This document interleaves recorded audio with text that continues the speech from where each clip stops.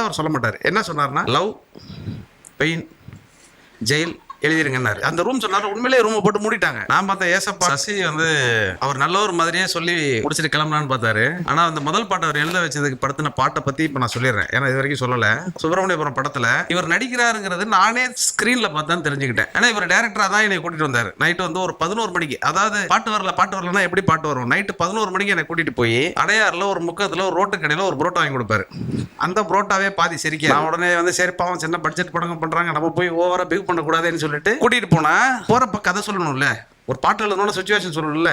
இப்ப எப்படி அவர் சொன்னார், அந்த சுச்சுவேஷன் இப்ப சொல்ல கூட அவர் சொல்ல மாட்டார். என்ன சொன்னார்னா, லவ், பெயின், ஜெயில் எழுதிருங்க. இது ஒரு சுச்சுவேஷன், இது கேட்டு நான் பாட்டு எழுதணும். நான் வந்து போராடி பார்க்குறேன், என்ன இல்லப்பா கொஞ்சம் விளக்கமா. அப்போ வந்து ஜேம்ஸ் வசந்தன் வந்து கூட இருப்பார் இல்லையா, மியூசிக் டைரக்டர் சார், அவர் உங்க ஸ்டூடெண்ட்னு சொல்றீங்க, எப்பயோ ஊட்டிகள் ஸ்கூல்ல வந்து உங்கள்கிட்ட படிச்சாங்கிறதுக்காக அந்த பையனுக்கு நீங்க மியூசிக் பண்ணலாம் சார், அது பிரச்சனை கிடையாது. என்னையா சார் உள்ள வந்து கோத்து ஜெயில், பெயின், காதல், இது எப்படி சார், இது ஒண்ணுமே புரியலையே சார் அப்படின்னு. ஒரு ரூம், வீடு ஃபுல்லா வந்து இயேசு படங்கள் இருக்கும் ஜேம்ஸ் வசந்தன் வீட்டில்.